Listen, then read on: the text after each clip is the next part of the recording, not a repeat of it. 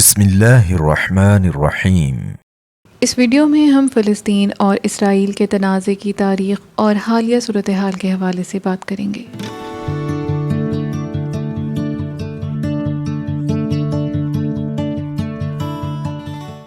فلسطین اور اسرائیل تنازع کیا ہے اور کیا اس کا کوئی حل ممکن ہے؟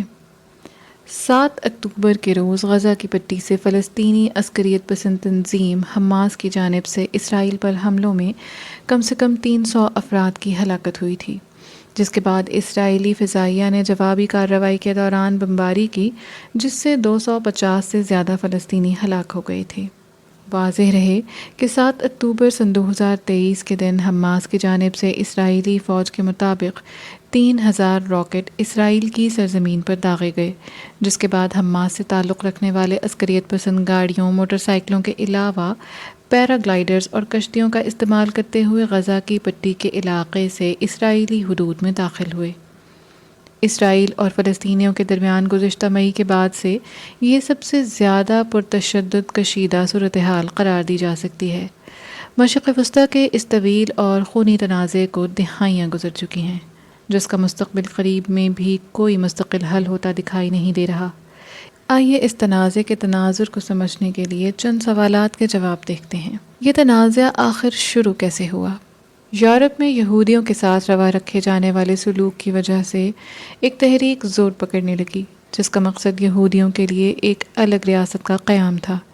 اس وقت فلسطین کا علاقہ سلطنت عثمانیہ کے کنٹرول میں تھا، تاہم پہلی جنگ عظیم کے بعد یہ خطہ برطانیہ کے زیر تسلط آیا، جہاں یہودی بڑی تعداد میں منتقل ہونے لگے اور یوں مقامی عرب آبادی کے ساتھ تناؤ کا آغاز ہوا۔ برطانیہ اور فرانس نے مشرق وسطیٰ کو تقسیم کیا اور مختلف ریاستیں قیام میں آئیں، تاہم فلسطین برطانیہ کے زیر تسلط ہی رہا، جہاں عرب قوم پرستوں اور صہیونی تنظیموں کے درمیان کشیدگی بڑھنے لگی۔ صہیونی تنظیموں نے عسکری گروہ قائم کر لیے، جنہوں نے دوسری جنگ عظیم کے بعد الگ ریاست کے لیے دباؤ بڑھانا شروع کر دیا۔ صہیونی تحریک یا زائنسٹ موومنٹ کے بارے میں جاننے کے لیے آئی بٹن میں دیے گئے لنک پر کلک کیجیے۔ سن 1947 میں اقوام متحدہ نے ووٹنگ کے ذریعے فیصلہ کیا کہ فلسطین کو 2 ٹکڑوں میں تقسیم کیا جائے، جن میں ایک یہودی ریاست ہو اور ایک عرب ریاست، جبکہ یروشلم یا بیت المقدس ایک بین الاقوامی شہر ہوگا۔ تاہم 14 مئی سن 1948 کو اسرائیل کا قیام ہوا تو اگلے ہی دن اردن، مصر، شام اور عراق نے حملہ کر دیا۔ یہ پہلی عرب اسرائیلی جنگ تھی جس کے نتیجے میں اقوام متحدہ کے منصوبے کے مطابق جہاں عرب ریاست بننا تھی، وہ علاقہ مختلف ممالک کے قبضے میں آ گیا اور یوں فلسطینیوں کے لیے ایک سانحے نے جنم لیا۔ 7.5 لاکھ کے قریب فلسطینی ہمسایہ ممالک میں خود فرار ہوئے یا انہیں اسرائیلی فوجیوں نے بے دخل کر دیا۔ سن 1967 کی عرب اسرائیل جنگ نے اس تنازع کو مزید پیچیدہ بنا دیا، جب اسرائیل نے عرب اتحاد کو شکست دے کر مصر سے غزہ کی پٹی، شام سے گولان اور اردن سے مشرقی یروشلم سمیت ویسٹ بینک یعنی غرب اردن چھین لیا۔ مصر کو سینائی سے بھی ہاتھ دھونا پڑا۔ سن 1973 میں مصر اور شام نے اسرائیل پر اپنے علاقے چھڑانے کے لیے حملہ کیا، جسے یوم کپور جنگ کہا جاتا ہے۔ 6 سال بعد اسرائیل اور مصر نے امن کا معاہدہ کیا اور سینائی مصر کو واپس لوٹا دیا گیا۔ اردن نے بھی کچھ عرصے بعد اسرائیل کو تسلیم کرتے ہوئے مصر کی تقلید کی۔ فلسطین کے 2 علاقے کون سے ہیں؟ اسرائیل آج بھی غرب اردن پر قابض ہے، تاہم اس نے سن 2005 میں غزہ کی پٹی سے فوجیں نکال لی تھیں۔ اقوام متحدہ آج بھی اس علاقے کو مقبوضہ مانتا ہے۔ اسرائیل پورے بیت المقدس کو اپنا دارالخلافہ مانتا ہے، جبکہ فلسطینی مشرقی بیت المقدس کو مستقبل کی فلسطینی ریاست کا دارالحکومت مانتے ہیں۔ اس وقت 2 فلسطینی علاقے ہیں، جن میں سے ایک غرب اردن اور ایک غزہ کی پٹی ہے۔ ان دونوں علاقوں کے درمیان 45 کلومیٹر کا فاصلہ ہے۔ غرب اردن کا رقبہ 5970 اسکوائر کلومیٹر ہے، جبکہ غزہ کی پٹی صرف 365 اسکوائر کلومیٹر پر محیط ہے۔ غرب اردن یروشلم اور اردن کے درمیان موجود ہے، جبکہ غزہ کی پٹی 41 کلومیٹر طویل اور 10 کلومیٹر چوڑی ہے۔ غزہ کی پٹی کی سرحد کا 7 کلومیٹر حصہ مصر سے ملتا ہے اور ایک جانب بحیرہ روم واقع ہے۔ غزہ میں فلسطینی عسکریت پسند گروہ حماس پر سر اقتدار ہے، جس نے اسرائیل سے کئی مرتبہ جنگ کی ہے۔ اسرائیل اور مصر سختی سے غزہ کی سرحدوں کی نگرانی کرتے رہے ہیں تاکہ حماس تک ہتھیار نہ پہنچیں۔ دوسری جانب غرب اردن میں بین الاقوامی طور پر مانی جانے والی فلسطینی حکومت ہے، جس میں فتح تنظیم کا اہم کردار ہے۔ تاہم غرب اردن کہلانے والے اس چھوٹے سے علاقے میں 86% فلسطینی ہیں، جبکہ 14% لوگ اسرائیلی آبادکار ہیں جو ایسی بستیوں میں رہتے ہیں جو ایک دوسرے سے عموماً فاصلے پر موجود ہوتی ہیں۔ زیادہ تر اسرائیلی بستیاں 70، 80 اور 90 کی دہائی میں تعمیر ہوئی تھیں، مگر گزشتہ 20 سالوں میں ان کی آبادیوں میں 2 گنا اضافہ ہوا ہے۔ اسرائیل ان بستیوں کو پانی اور بجلی جیسی سہولیات فراہم کرتا ہے اور ان کی حفاظت اسرائیلی فوج کرتی ہے۔ اب ہم جاننے کی کوشش کریں گے کہ حماس کیا ہے۔ حماس غزہ کی پٹی پر برسر اقتدار فلسطینی عسکریت پسند گروہ ہے جو سن 2007 میں اقتدار سنبھالنے سے اب تک اسرائیل کے ساتھ متعدد جنگیں لڑ چکا ہے۔ ان جنگوں کے علاوہ حماس نے اسرائیل پر ہزاروں راکٹ داغے ہیں اور کئی حملے کیے ہیں۔ اسرائیل نے بھی حماس کو کئی بار فضائی حملوں سے نشانہ بنایا ہے۔ سن 2007 سے اسرائیل نے مصر کی مدد سے غزہ کی پٹی کا محاصرہ کر رکھا ہے۔ اسرائیل، امریکہ، برطانیہ اور یورپی یونین سمیت کئی عالمی طاقتیں حماس یا اس کی عسکری ونگ کو دہشت گرد قرار دے چکی ہیں۔ حماس کو ایران کی حمایت حاصل ہے، جس سے یہ گروہ پیسہ، ہتھیار اور ٹریننگ حاصل کرتا ہے۔ اب ہم یہ جاننے کی کوشش کریں گے کہ اسرائیلی انٹیلیجنس ایجنسیاں موسد اور شاباک حماس کے آپریشن طوفان الاقصی کو روکنے میں کیسے ناکام رہیں۔ فلسطین کے عسکریت پسند گروہ حماس کی جانب سے جب اسرائیل پر زمینی، فضائی اور بحری ذرائع سے حملے کیے گئے تو چند ہی گھنٹوں میں ان حملوں کو اسرائیلی میڈیا کی جانب سے انٹیلیجنس کی ناکامی قرار دیا جانے لگا تھا۔ دونوں اطراف ہزاروں افراد اب بھی زخمی ہیں اور ہلاکتوں کی تعداد میں ہر گزرتے گھنٹے کے ساتھ اضافہ ہو رہا ہے۔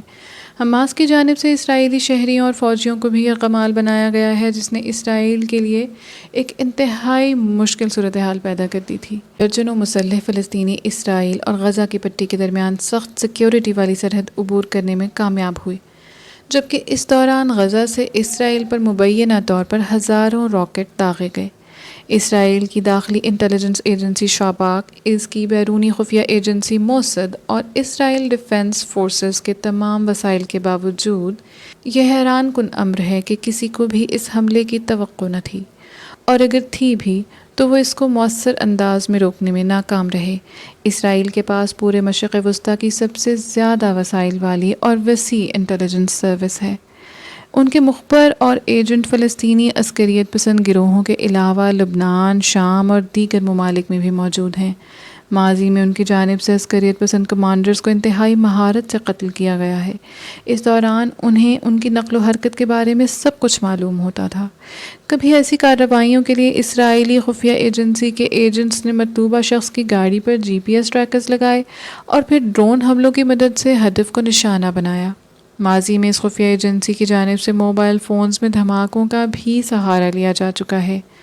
غزہ اور اسرائیل کے درمیان سرحدی باڑ کے ساتھ ساتھ یہاں کیمراز اور گراؤنڈ موشن سینسرز، یعنی کسی بھی قسم کی حرکت کی صورت میں الارم بجنے والے سینسرز موجود ہیں۔ اس کے علاوہ یہاں اسرائیلی فوج باقاعدگی سے گشت بھی کرتی ہے۔ خاردار تاروں کی باڑ کو کسی بھی قسم کی دراندازی کو روکنے کے لیے ایک سمارٹ بیریئر سمجھا جاتا رہا ہے، تاہم اس حملے کے دوران یہ رکاوٹ بھی کارگر ثابت نہ ہو سکی۔ حماس کے عسکریت پسند اسی راستے سے نہ صرف داخل ہوئے بلکہ انہوں نے خاردار تاروں کو کاٹا اور اس کے راستے کے ذریعے یا پیراگلائڈرز اور سمندر کے ذریعے اسرائیل میں داخل ہوئے۔ اس طرح کی پیچیدہ اور مربوط حملے کرنے کی منصوبہ بندی کرنا، جس میں پہلے راکٹس کو ذخیرہ کرنا اور پھر ہزاروں راکٹس فائر کرنا، اور یہ سب اسرائیلی فورسز کی ناک کے نیچے سے کر گزرنا، اس سے حماس کی لاجواب آپریشنل سیکیورٹی کے لیول کا اندازہ ہوتا ہے۔ اس لیے یہ بالکل بھی حیرت کی بات نہیں کہ اسرائیلی میڈیا اپنے ملک کی فوج اور سیاسی رہنماؤں سے یہ سوال پوچھتا رہا کہ یہ سب آخر ممکن کیسے ہوا، اور وہ بھی 50 سال قبل کیے گئے ایسے ہی ایک سرپرائز حملے کے بعد جو یوم کپور کے نام سے جانا جاتا ہے۔ ابتدا میں اسرائیلی حکام کا یہ کہنا تھا کہ اس بارے میں وسیع پیمانے پر تحقیقات کا فیصلہ کیا گیا ہے اور تفتیش کا آغاز ہو چکا ہے اور ان کے مطابق یہ کئی سالوں تک جاری رہ سکتی ہے۔ تاہم اس وقت اسرائیل کے سامنے اس سے بھی زیادہ مشکل فیصلے کرنے کا وقت ہے۔ اور اب ہم ایک نظر ڈالیں گے حالیہ صورتحال پر۔ اسرائیل نے غزہ کی پٹی پر زمینی حملے شروع کر دیے ہیں۔ اسرائیلی فوج نے غزہ کی پٹی کے شمال میں رہنے والے 11 لاکھ شہریوں کو 24 گھنٹوں میں جنوبی حصے میں منتقل ہونے کا کہا تھا، جبکہ ہزاروں فوجی ٹینک اور توپ خانہ غزہ کی سرحد پر اکٹھے ہو رہے ہیں۔ تاہم گنجان آباد غزہ میں فوجی بھیجنا خطرے سے خالی نہیں ہوگا۔ ممکنہ زمینی حملے کے بارے میں تاحال کچھ واضح نہیں کہ یہ غزہ میں کس حد تک اور کتنی مدت تک جاری رہے گا۔ اسرائیلی فوج کے میجر جنرل نے کہا ہے کہ اسرائیل پہلے ایک اتحادی حکومت کی تشکیل طے کرے گا تاکہ مستقبل میں ہونے والے اقدامات کے لیے عوامی حمایت حاصل کی جا سکے۔ حالیہ اعلیٰ سطحی امریکی اور یورپی سیاستدانوں کے دوروں سے اسرائیل بین الاقوامی سطح پر تو حمایت مضبوط کر رہا ہے، تاہم اگر یہ جنگ طویل عرصے تک جاری رہی اور عام شہریوں کی اموات میں اضافہ ہوا تو اس یکجہتی میں کمی بھی آ سکتی ہے۔ عسکری آپریشن میں بڑی تعداد میں اسرائیلی فوجیوں کی ہلاکت بھی اسرائیل کے عزم کو کمزور کر سکتی ہے۔ جہاں تک عسکری تیاریوں کا معاملہ ہے تو اسرائیل غزہ کی سرحد پر اپنی فوج اکٹھی کر چکا ہے۔ فوج کی 1,60,000 سپاہیوں کے علاوہ تقریباً 3 لاکھ ریزرو فوجی بھی بلائے جا چکے ہیں۔ بظاہر اسرائیل میں لوگ متحد نظر آتے ہیں، لیکن عسکری احکامات کے انتظار میں وقت گزر رہا ہے۔ غزہ کی سرحد پر جمع فوج جتنا زیادہ انتظار کرے گی، ان کے حوصلے برقرار رکھنا اتنا ہی مشکل ہوتا جائے گا۔ اسرائیل کی جانب سے غزہ میں رہنے والے فلسطینیوں کو جنوب کی جانب نقل مکانی کی تنبیہ ایک اندیہ ہے کہ عسکری آپریشن کا اگلا مرحلہ نزدیک ہے۔ اسرائیل کو پہلے مرحلے میں اپنی زمین سے ان حماس جنگجوؤں کو گرفتار کرنا یا مارنا تھا جنہوں نے غزہ سے نکل کر 1300 اسرائیلیوں کو ہلاک کیا اور 150 کے قریب افراد کو یرغمال بنایا۔ اسرائیلی فضائیہ حماس کی عسکری قیادت کو نشانہ بنا رہی ہے۔ گزشتہ 6 دن میں غزہ پر 6000 سے زائد بم گرائے جا چکے ہیں۔ موازنے کے طور پر دیکھا جائے تو نیٹو اتحاد نے سن 2011 میں لیبیا کی پوری جنگ میں 7700 بم گرائے تھے۔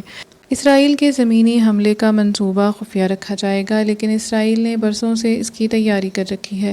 اسرائیل نے اربوں ڈالر مالیت کا منی غزہ نام کا ایک مرکز بنا رکھا ہے جہاں فوجیوں کو تربیت دی جا رہی ہے کہ کسی گنجان آباد علاقے میں کیسے لڑا جائے۔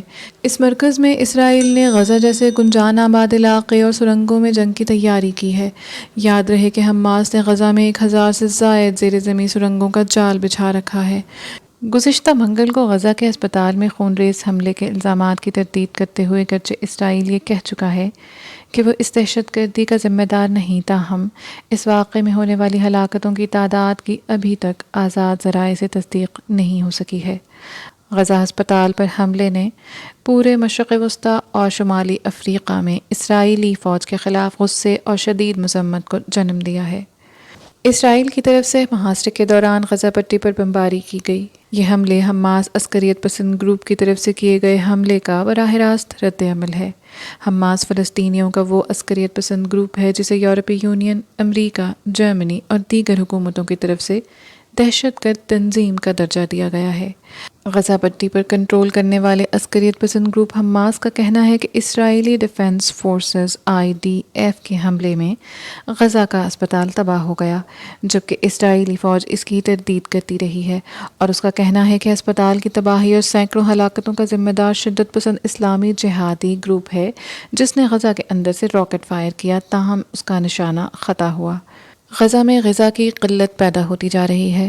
اقوام متحدہ نے خبردار کیا ہے کہ غزہ کی پٹی میں خوراک، ایندھن اور پینے کا پانی خطرناک حد تک کم ہو رہا ہے۔ اس پٹی کے مصر کے ساتھ جنوبی سرحد پر ہزاروں ٹن کی امداد رکی ہوئی ہے جس کا غزہ کے شہریوں کو انتظار ہے۔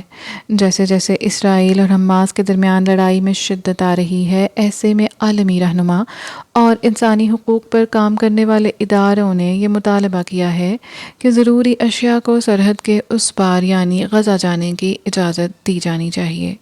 خوراک، پانی اور طبی امداد کی اشیاء سے لدے تقریباً 20 ٹرک شاید آنے والے دنوں میں سرحد سے اس طرف لے جانے کی اجازت حاصل کر سکیں گے تاہم اقوام متحدہ کے مطابق غزہ میں بسنے والے 21 لاکھ شہریوں کے لیے روزانہ ایسی امداد کے 100 ٹرک درکار ہیں۔ لیکن آخر غزہ میں امداد کیوں نہیں پہنچ پا رہی ہے اور وہاں لوگوں کو کس طرح کی امداد کی ضرورت ہے؟ سن 2007 سے جب حماس نے غزہ کی پٹی کا انتظام سنبھالا تو اسرائیل اور پڑوسی ملک مصر نے اس پٹی سے اشیاء اور لوگوں کی نقل و حرکت محدود کر دی ہے۔ دونوں ممالک اس طرح سرحدوں کی بندش کے فیصلے سیکیورٹی وجوہات سے جوڑتے ہیں۔ غزہ اس وقت ایک بیریئر میں گھرا ہوا ہے جہاں داخل ہونے یا باہر نکلنے پر متعدد پابندیاں عائد ہیں۔ یہاں 3 بڑی سرحدیں ہیں جہاں سے نقل مکانی کی جا سکتی ہے۔ حماس کے اسرائیل پر حملے کے بعد ان تینوں سرحدوں کو بند کر دیا گیا ہے۔ حماس کے اس حملے میں 1400 سے زائد اسرائیلی ہلاک ہوئے ہیں۔ اس حملے کے جواب میں اسرائیل کے وزیر دفاع نے غزہ کے مکمل محاصرے کے احکامات جاری کیے۔ انہوں نے یہ بھی اعلان کیا کہ اب غزہ پر بجلی، خوراک اور ایندھن کی فراہمی بند رہے گی۔ غزہ کی وزارت صحت کا یہ کہنا ہے کہ اسرائیل کے حملوں میں اس وقت تک غزہ کی پٹی میں کم سے کم 3785 لوگ مر چکے ہیں، جبکہ 12500 شہری زخمی ہوئے ہیں۔ غزہ کے شمال اور جنوب میں 2 سرحدیں جو اسرائیل سے ملتی ہیں، یہ دونوں غیر معینہ مدت تک بند کر دی گئی ہیں۔ مصر کے ساتھ رفح سرحد اب غزہ کے لیے انسانی امداد بھیجنے کا واحد راستہ بچ جاتا ہے۔ اسرائیلی بمباری سے اس روٹ کو بھی شدید نقصان پہنچا ہے اور یہاں تباہ شدہ رستوں کی ٹرکوں کے لیے محفوظ راستے سے تعمیر نو کی جا رہی ہے۔ اسرائیل کا غزہ امداد بھیجنے سے متعلق کیا موقف ہے؟ اسرائیل کا کہنا ہے کہ جب تک حماس اس کے یرغمال بنائے گئے شہریوں کو رہا نہیں کرتا تو وہ اس وقت تک اپنی سرزمین سے غزہ کے لیے کوئی امداد بھیجنے کی اجازت نہیں دے گا۔ اسرائیلی حکام کے مطابق اگر انہیں یہ لگا کہ غزہ کو جانے والی امداد پر حماس کا سیاست کرنے کا ارادہ ہے تو پھر وہ مداخلت کرے گا۔ حماس اسرائیل تنازع کے بعد غزہ میں امداد بھیجنے سے متعلق رفح کراسنگ توجہ کا مرکز بن گئی ہے۔ یہ 3 سرحدوں میں سے وہ واحد سرحد ہے جو اسرائیل کے بجائے مصر کو جاتی ہے۔ بظاہر مصر اس سرحد سے غیر ملکی افراد کو باہر جانے اور امداد کو غزہ کے اندر جانے کی اجازت دینے کو تیار ہے۔ قاہرہ حکومت کے مطابق غزہ پٹی میں امداد کی ترسیل سے قبل وہاں جانے والے ان راستوں کی مرمت ضروری ہے جو اسرائیلی بمباری میں تباہ کر دیے گئے ہیں۔ قاہرہ حکومت نے غزہ کے ان فلسطینیوں کو بھی پناہ دینے سے انکار کیا ہے جو اسرائیلی بمباری سے فرار ہو کر مصر میں داخل ہونا چاہتے تھے۔ ترئیس اقوام متحدہ کا یہ کہنا ہے کہ امدادی سامان جلد غزہ تک پہنچنے کا امکان ہے اور ایسا 1 یا 2 دن کے اندر اندر ہو سکتا ہے۔ انسانی حقوق کی تنظیمیں غزہ میں ابتر انسانی صورتحال سے مسلسل خبردار کر رہی ہیں۔ غزہ میں امداد فراہم کرنے کا طریقہ کار اس وجہ سے بھی پیچیدہ ہے کیونکہ ابھی یہ اتفاق رائے نہیں ہو سکا کہ امدادی سامان کا معائنہ کیسے کیا جائے گا۔ یہ بھی دباؤ ہے کہ غیر ملکی پاسپورٹ رکھنے والوں کو غزہ سے نکالنے کا طریقہ کار وضع کیا جائے۔ گزشتہ شب بھی اسرائیلی فورسز نے غزہ پٹی میں بمباری کا سلسلہ جاری رکھا جس میں حماس کے ٹھکانوں کو نشانہ بنایا گیا۔ اسرائیلی بیان کے مطابق شہر کے شمال میں جبالیہ کی مسجد میں حماس کی تنصیبات اور ہتھیاروں کو تباہ کر دیا گیا ہے۔ دوسری جانب غزہ کی وزارت صحت کا یہ کہنا ہے کہ اسرائیل کی بمباری میں اب تک تقریباً 3800 فلسطینی مارے جا چکے ہیں، جبکہ اسرائیل پر حملے کے نتیجے میں اسرائیلی اندازوں کے مطابق ہلاکتوں کی تعداد 1400 سے زائد ہے۔ دریں اسرائیل کی فوج غزہ میں ممکنہ زمینی حملے کی تیاری کر رہی ہے، جبکہ حماس نے 200 سے زائد افراد کو یرغمال بنا رکھا ہے۔ اسرائیل کا مقصد کیا ہے؟ اسرائیل کے مطابق اس کا مقصد حماس کو تباہ کرنا ہے۔ بعض ماہرین کا یہ کہنا ہے کہ اسرائیل غزہ پر دوبارہ قبضہ نہیں کرنا چاہتا کیونکہ ایسی صورتحال میں اسے 20 لاکھ لوگوں کا خیال رکھنا ہوگا جو اس کے مخالف ہیں۔ تاہم حالیہ تاریخ سے یہ پتہ چلتا ہے کہ زمینی حملے منصوبے کے مطابق نہیں چلتے۔ دنیا کی سب سے جدید افواج بھی مسائل میں گھر سکتی ہیں، جیسے کہ عراق اور افغانستان میں امریکہ اور یوکرین میں روس کے ساتھ ہوا ہے۔ صرف 25 کلومیٹر طویل غزہ کی پٹی میں عسکری کارروائی اتنی بڑی تو نہیں، لیکن انسٹیٹیوٹ آف اسٹریٹجک اسٹڈیز کا کہنا ہے کہ اس کا انجام ابھی واضح نہیں۔ سچ یہ ہے کہ غزہ کے زمینی حملے کے لیے کوئی اچھی آپشن نہیں۔ حماس کی عسکری تنظیم کو شکست دینے میں آپریشن جتنا بھی کامیاب ہو، حماس کی سیاسی اہمیت اور مزاحمت کے لیے عوامی حمایت جاری رہے گی۔ اسرائیل یا تو دوبارہ غزہ پر قبضہ کرے تاکہ اسے کنٹرول کر سکے، یا پھر حملے کے بعد واپس نکل جائے جس کے نتیجے میں عوام کو ہی فتح حاصل ہوگی، جن کے لیے مزاحمت ہی زندگی ہے۔